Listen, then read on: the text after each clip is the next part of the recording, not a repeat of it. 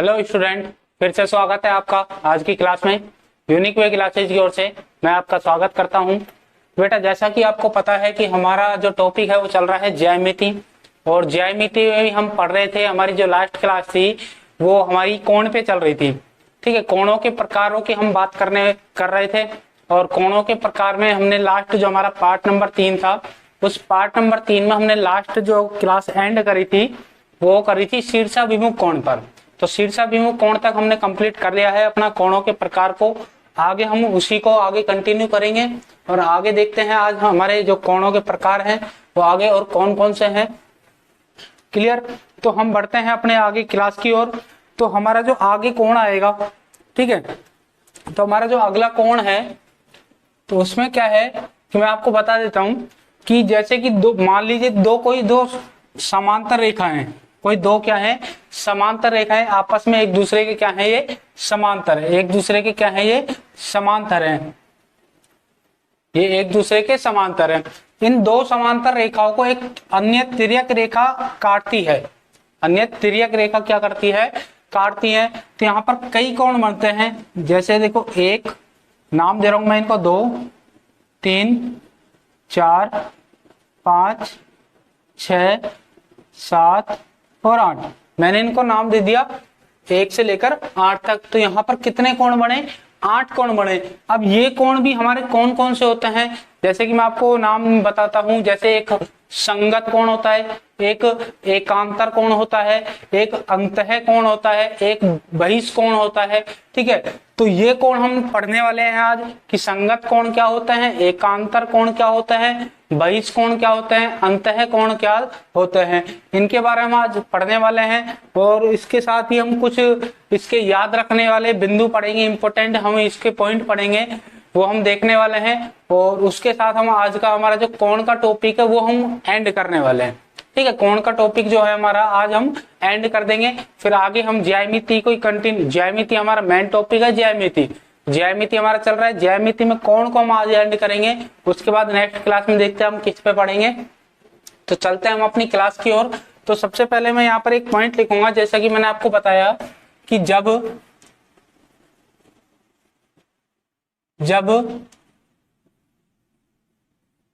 कोई भी दो समांतर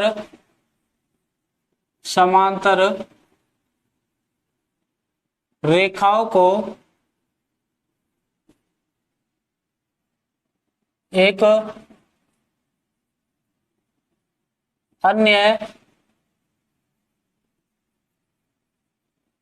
एक अन्य तिर्यक रेखा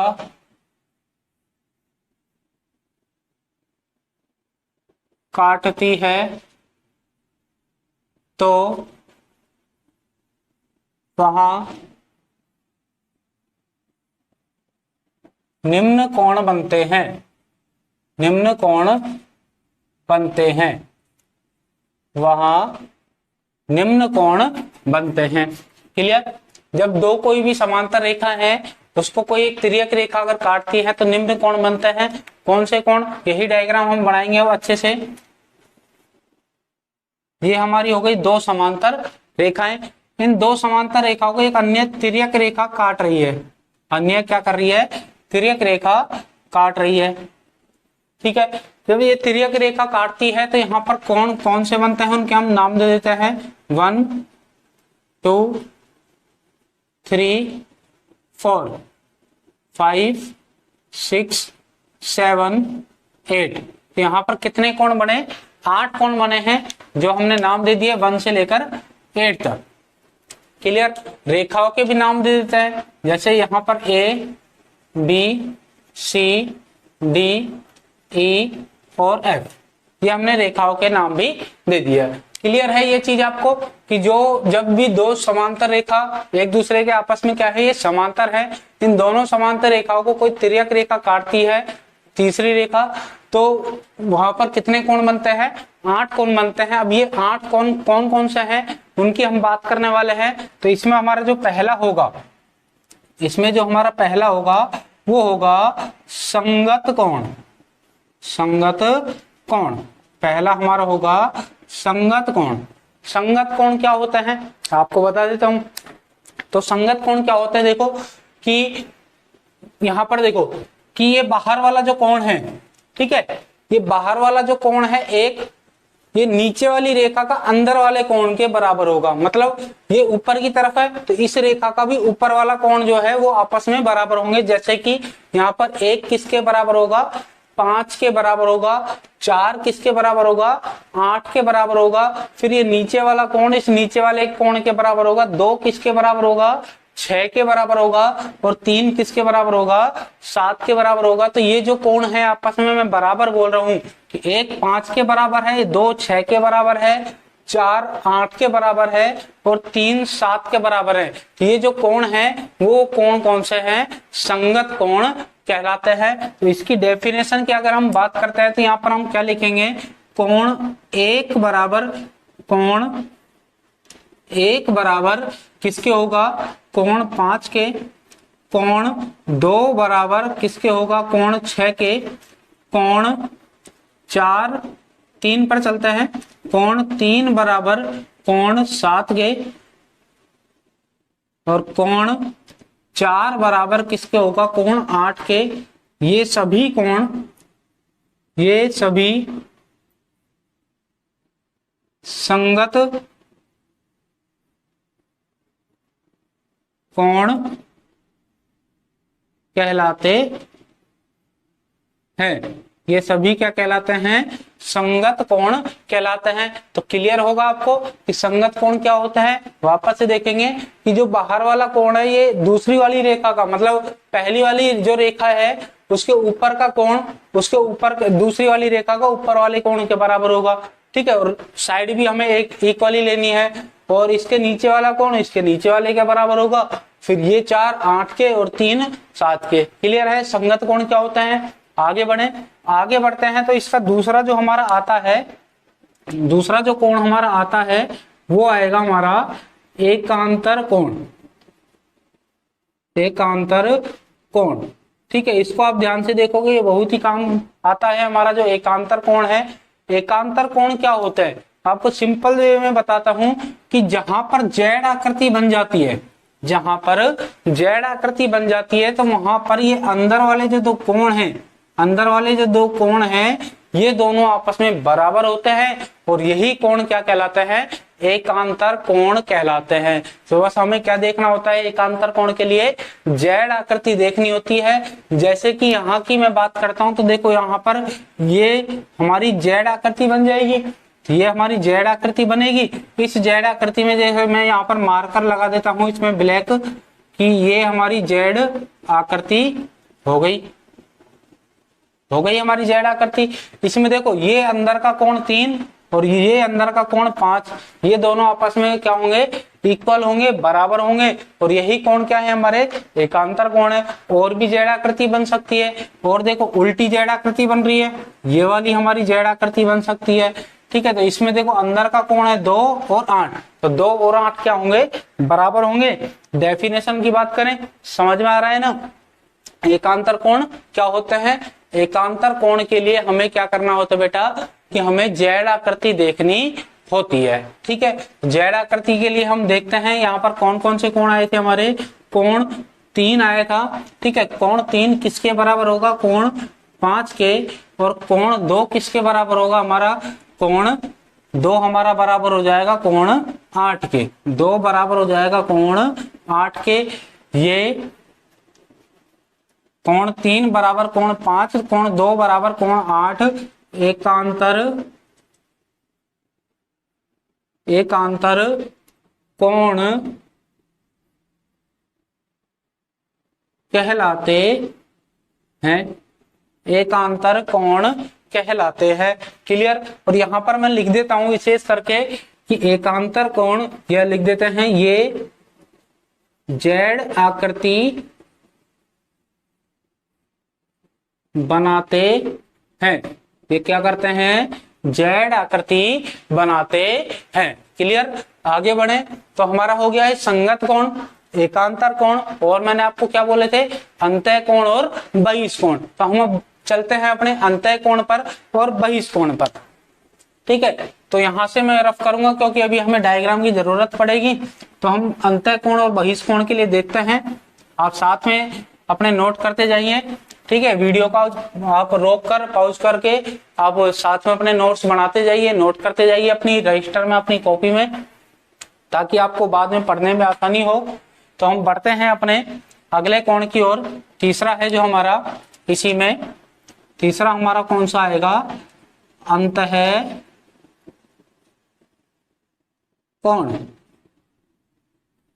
अंतःकोण क्या होता है, नाम से पता लगता है। यहां पर अंतः का मतलब क्या होता है,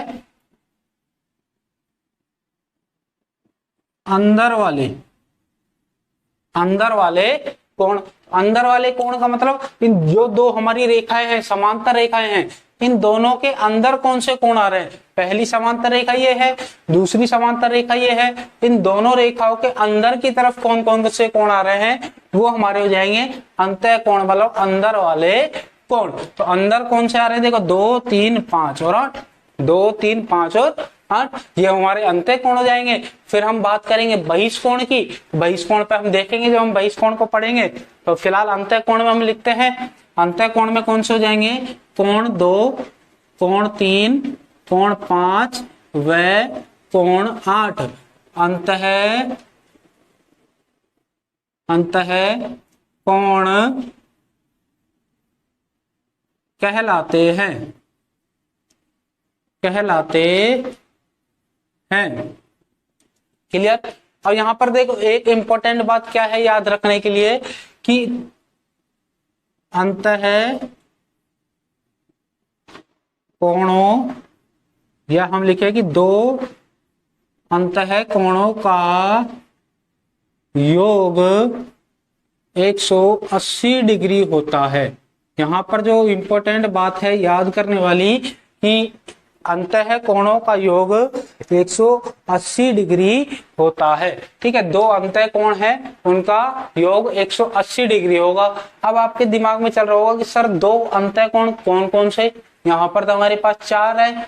ठीक है, कौन कौन से, देखो कि 2 और 5 एक ही साइड जो है, 2 और 5 इन दोनों का योग 180 होगा, और 3 और 8 इन दोनों का योग भी 180 होगा। तो यहाँ पर हम लिख देंगे कोण 2 प्लस कोण 5 बराबर, ठीक है, और कोण 3 प्लस कोण 8 ये किसके बराबर होते हैं, 180 के बराबर। 2 और 5 का योग भी 180 होगा, और 3 और 8 का योग भी कितना होगा, 180 होगा।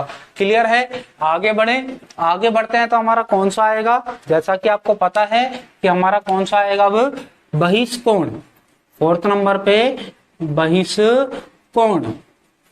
बहिष्कोण की अगर हम बात करते हैं तो बहिष्कोण भी नाम से ही हमें पता लगता है। बहिष का मतलब क्या हो गया हमारा, बाहर वाले कोण, बाहर वाले। ठीक है, बहिष्कोण का मतलब हो गया बाहर वाले कोण। ये वही हम दोनों समांतर रेखाओं को लेंगे, पहली और ये दूसरी। ठीक है, इन दोनों समांतर रेखाओं के बाहर की तरफ जो कोण बन रहे हैं वो बहिष्कोण हो जाएंगे हमारे, वही बहिष्कोण कहलाते हैं। तो बहिष्कोण देखेंगे बाहर की तरफ 1 4 और इसमें बाहर की तरफ 6 और 7, ये हमारे हो गए बहिष्कोण। लिख देते हैं कोण 1, कोण 7, ठीक है, कोण 4, आगे देखते हैं कोण 6 व कोण 7। बहिष्कोण, बहिष्कोण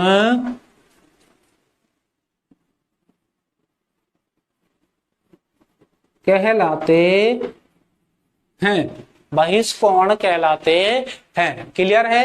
कोण 1 4 6 और 7 ये दोनों समांतर रेखाओं के बाहर वाले कोण हैं, वो हमारे कौन से कोण कहलाएंगे, बहिष्कोण। अब इसमें भी एक इंपॉर्टेंट बात है याद करने के लिए, जैसा कि हमने अंतःकोण में देखा था कि दो अंतःकोणों का योग कितना होता है, 180 डिग्री होता है, 180 डिग्री होता है। इसी प्रकार दो बहिष्कोणों का योग भी कितना होता है, 180 डिग्री होता है। ठीक है, दो बहिष्कोणों का योग भी कितना होगा, 180 डिग्री होगा। इसमें लिख लेते हैं हम कि दो बहिष्कोणों का योग 180 डिग्री होता है। क्लियर है? दो बहिष्कोणों का योग 180 डिग्री होता है। अब यहां पर भी वही सवाल कि कौन से बहिष्कोण होंगे, किन दो बहिष्कोणों का योग 180 डिग्री होगा। तो मैंने जैसे कि इसमें आपको बताया था कि एक साइड वाले ही, ठीक है, तो इसमें भी यही होगा, एक साइड वाले ही। जैसे बहिष्कोण कौन से हमारे, ये दो और ये दो, एक साइड वाले 1 और 6 इनका योग 180, 4 और 7 इनका योग 180। तो लिख देंगे हम कोण 1 प्लस कोण 6 और कोण 4 प्लस कोण 7 इनका योग कितना होगा, 180। कोण 1 और 6 इन दोनों का योग भी कितना होगा, 180। और कोण और 4 और कोण 7 इन दोनों का योग भी कितना होगा, 180 डिग्री होगा। तो यहां तक आपको क्लियर है?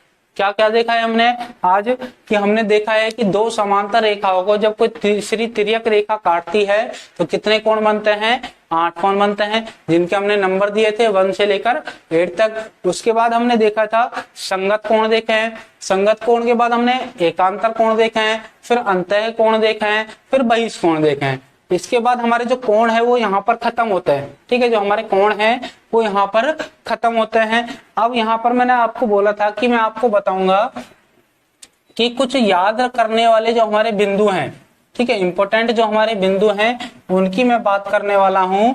तो इंपॉर्टेंट बिंदु देखो क्या है, उनकी बात करते हैं। यहां तक आपको क्लियर होगा, समझ में आ रहा होगा, ठीक है, समझ में आ रहा है, अच्छी बात है। तो हम देखेंगे आगे याद करने योग्य बिंदु।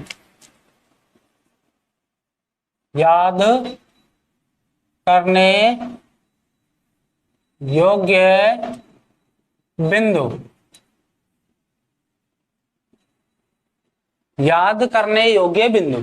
याद करने योग्य बिंदु की अगर हम बात करते हैं तो सबसे पहली बात तो देखो हमने अभी पढ़ा था अंतः कोण और बहिष्कोण, ठीक है। तो अंतः कोण और बहिष्कोण हमने जो पढ़ा था तो उसमें हमारा पहला बिंदु जो बनता है वो क्या बनेगा, देखो कि मैं लिख देता हूं आपके सामने, अंतः कोण और बहिष्कोण। बहिष्कोण, अंतः कोण और बहिष्कोणों का योग हमेशा कितना होगा, 180 डिग्री। ये चीज बड़ी ही इंपॉर्टेंट है, आपको याद रखनी है कि जो अंतः कोण होते हैं और बहिष्कोण होते हैं उनका योग हमेशा कितना होता है, 180 डिग्री होता है। दूसरे पॉइंट की अगर मैं बात करता हूं तो किसी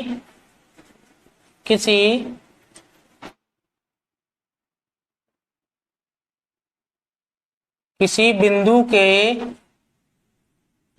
के चारों तरफ बने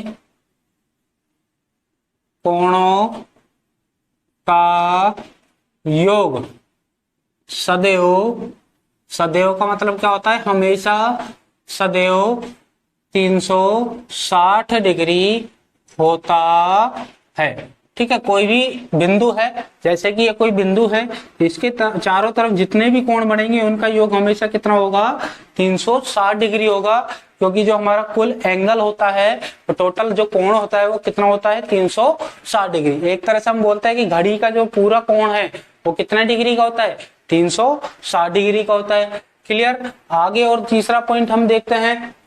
तो तीसरा पॉइंट अगर हम देखते हैं तो तीसरा पॉइंट क्या आता है हमारा कि किसी सरल रेखा पर बने कोणों का योग 180 डिग्री होता है, 180 डिग्री होता है। क्लियर है? ये चीज देखो मैं आपको बताता हूं कि कोई भी मान लीजिए सरल रेखा है, इस सरल रेखा पर कितने भी कोण बन रहे हो उन सभी का योग हमेशा कितना होगा, 180 डिग्री। जैसे कि मान लीजिए मैंने यहाँ पर कोई एक ये लाइन डाली, एक कोई रेखा डाल दी, तो यहाँ पर जैसे दो कोण बनेंगे, एक ये बनेंगे और एक ये बनेगा। ये बन किस पर है, इस सरल रेखा पर बन रहे हैं। मान लीजिए ये है हमारा 60 डिग्री का, ठीक है, एग्जाम्पल में हम ले रहे हैं, और ये कितना होगा, 120 डिग्री का। ये दोनों कोणों का योग हमेशा 180 डिग्री होगा। ये चीज मैं आपको क्लियर कराना चाहता हूं सरल रेखा जो है उस पे जो कोण बनेंगे उनका योग 180 होगा। इस प्रकार ये विभाजित होंगे कि उनका योग कितना आ जाए, 180 डिग्री आ जाए। कितने भी हो सकते हैं ये कोण, परंतु इनको जोड़ने पर हमेशा कितना आएगा, 180 डिग्री। क्लियर है। आगे और देखते हैं हम। अगला जो हमारा पॉइंट है वो क्या है। अगला देखो क्या पॉइंट है हमारा। जब दो रेखाएं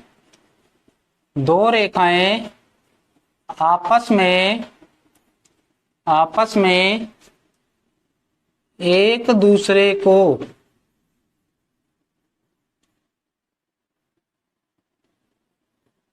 काटती है तो बनने वाले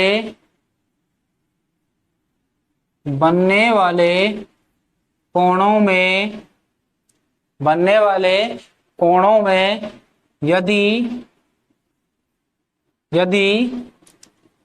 एक कोण समकोण है, समकोण का मतलब क्या हो गया, 90 डिग्री। ठीक है, ये मैं आपको बता चुका हूं। समकोण है तो सभी कोण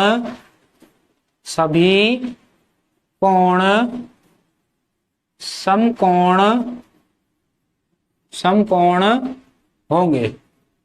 सभी कोण क्या होंगे, समकोण होंगे। तो ये चीज देखो, आपस से हम देखते हैं कि जब भी दो रेखाएं आपस में एक दूसरे को काटती हैं, देखो एग्जांपल में ये पहली रेखा, ये दूसरी रेखा, ये एक दूसरे को क्या कर रही हैं, काट रही हैं। क्लियर, ये एक दूसरे को क्या कर रही हैं, काट रही हैं। तब बनने वाले कोणों में, तो यहाँ पर कौन कौन से कोण बन रहे हैं, ये कोण बनेगा, ये कोण बनेगा, ये कोण बनेगा और ये कोण बनेगा। टोटल 4 कोण बनेंगे। तो बनने वाले कोणों में यदि एक कोण समकोण है, मान लीजिए एक कोण समकोण है, जैसे कि ये समकोण है, ठीक है, ये क्या है, 90 डिग्री का है। ठीक है, तो ये 90 डिग्री का ही है, तो सभी कोण भी क्या होंगे, समकोण होंगे। अगर ये 90 डिग्री का है तो ये सभी भी क्या होंगे, 90 डिग्री के होंगे। तो ये सभी क्या होंगे, 90 डिग्री के होंगे। ये सभी क्या होंगे, 90 डिग्री के होंगे। और आप चेक कर सकते हो, ये कोई बिंदु हो गया हमारा, इस बिंदु के चारों तरफ जितने कोण बनेंगे उन सभी का योग मैंने आपको बताया है कितना होता है, 360। आप इनको ऐड करके देखो, इनको ऐड करके देखोगे तो कितना आएगा, 360। दूसरा तीसरा जो हमारा पॉइंट है वो भी इस पे लागू होता है। किसी सरल रेखा पर बने कोणों का योग 180 होगा। ये सरल रेखा है, ठीक है, इस सरल रेखा पर ये 2 कोण बन रहे हैं। ऊपर की बात करो चाहे नीचे की बात करो, नीचे भी 2 बन रहे हैं, ऊपर भी बन रहे हैं। ऊपर वाले को योग करके देखो 180 आएगा, नीचे वाले का योग करके देखो 180 आएगा। फिर इस सरल रेखा को ले लो, इस पे ऊपर की तरफ 180 हो गया योग, नीचे की तरफ भी 180 हो गया। तो किसी भी सरल रेखा पर जो कोण बनते हैं उन कोणों का योग कितना होता है, 180। और बिंदु के चारों तरफ जितने भी कोण बनते हैं उनका योग कितना होता है, 360। क्लियर है। तो आज का जो हमारा पार्ट नंबर 4 था वो यहीं तक था, और हमारा जो कोण का टॉपिक है वो पार्ट नंबर 4 में यहीं पर कंप्लीट होता है, यहीं पर इसका एंड होता है। आगे हम ज्यामिति में क्या स्टार्ट करने वाले हैं वो हम देखेंगे अपने पार्ट नंबर 5 में। तो आज की हमारी जो क्लास है वो यहीं पर समाप्त होती है। मिलते हैं हम अपनी नेक्स्ट क्लास में, तब तक के लिए मैं आपसे विदा लेता हूँ। धन्यवाद।